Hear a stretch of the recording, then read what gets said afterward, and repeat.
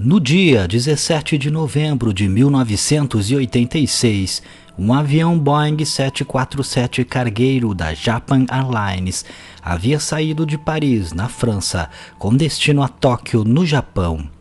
A bordo da aeronave estava o capitão Kenju Terauchi, o copiloto Takanori Tamefuji e o engenheiro de voo Yoshio Tsukuba. O avião estava no piloto automático, em voo de cruzeiro a uma altitude de cerca de 11.000 metros e uma velocidade aproximada de 900 km por hora.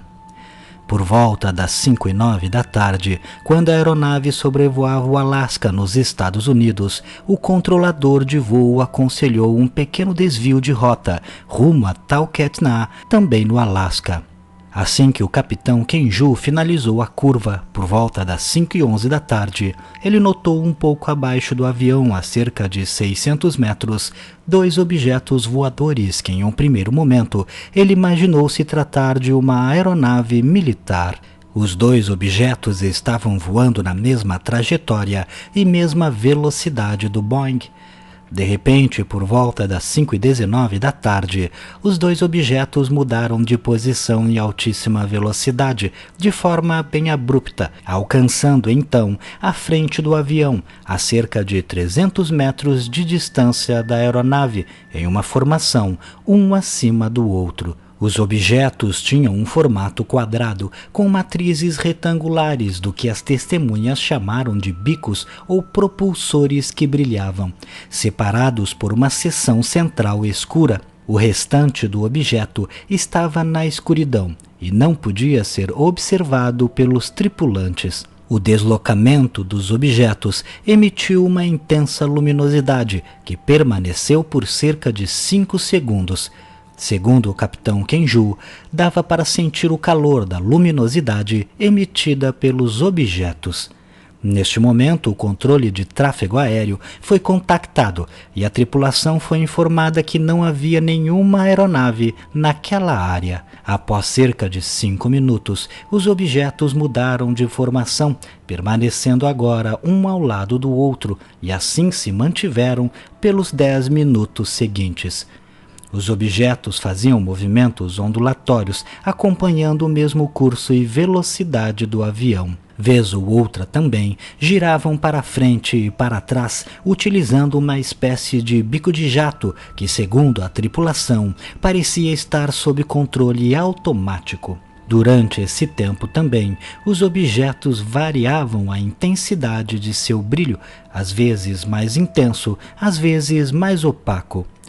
Por volta das 5:23, os dois objetos aceleraram em direção leste e desapareceram da vista das testemunhas. Foi então que o capitão Kenju notou uma outra faixa de luz pálida o acompanhando na mesma direção e velocidade. Ajustando seu radar, ele conseguiu identificar um terceiro objeto, agora a cerca de 14 quilômetros de distância dele. O capitão Kenju então avisou o controle de tráfego aéreo, que informou novamente não ter encontrado nada no radar na posição indicada. Em seguida, o avião passou por cima da cidade de Fairbanks e as luzes da cidade iluminaram parcialmente o objeto, revelando aos tripulantes uma enorme nave em forma de disco que, segundo o capitão Kenju, tinha pelo menos o dobro do tamanho de um porta-aviões. Diante da situação, o capitão Kenju solicitou um pequeno desvio de rota para poder evitar o gigantesco objeto.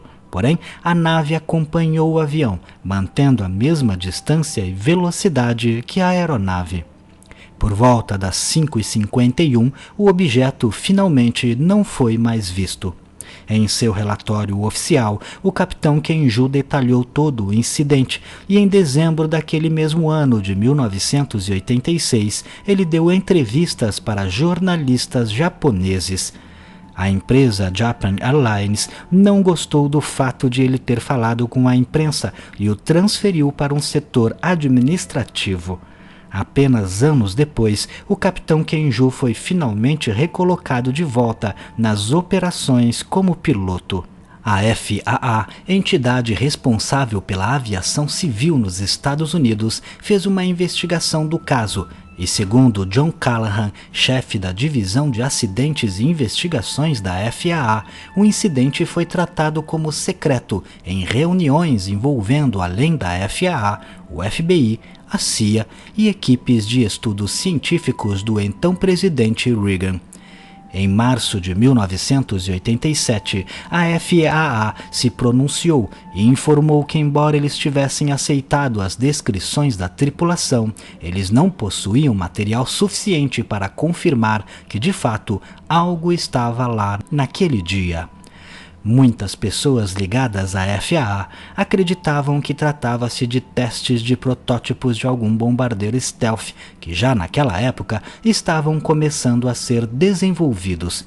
E por se tratar, obviamente, de um projeto secreto, eles não poderiam assumir o que era de fato o objeto visto pela tripulação do voo 1628 da Japan Airlines. Neste caso, temos um avistamento de objetos bem diferente do que normalmente é relatado em casos ufológicos. Os dois primeiros objetos foram descritos como quadrados, porém é possível que tratava-se apenas de uma parte do objeto e não dele como um todo. Apesar disso, as descrições podem ser consideradas parcialmente como semelhantes a algum tipo de motor de avião humano. Porém, o terceiro objeto avistado definitivamente era muito grande e em forma discoidal. Mesmo que, devido à escuridão, a testemunha não tenha conseguido ver o objeto com todos os seus detalhes, só devido ao seu tamanho, já podemos supor que provavelmente não era algo humano. As capacidades de voo dos dois primeiros objetos também impressionam, o que também indica que provavelmente tinha origem alienígena. O capitão Kenju era um ex-piloto de caça com experiência de mais de 10.000 horas de voo, alguém que já voou o suficiente para poder identificar os objetos, caso eles fossem realmente aeronaves conhecidas humanas. Outro detalhe que intriga neste incidente é o fato da FAA ter investigado o caso com bastante seriedade, coisa que não é comum de ser relatado. Na maioria das vezes, quando há de fato uma investigação de fenômenos ufológicos, ela é conduzida pela Força Aérea. O relato de John Callahan também deixa suspeitas de que provavelmente eles sabiam do que se tratava, seja o caso de ser uma nave alienígena ou um avião experimental.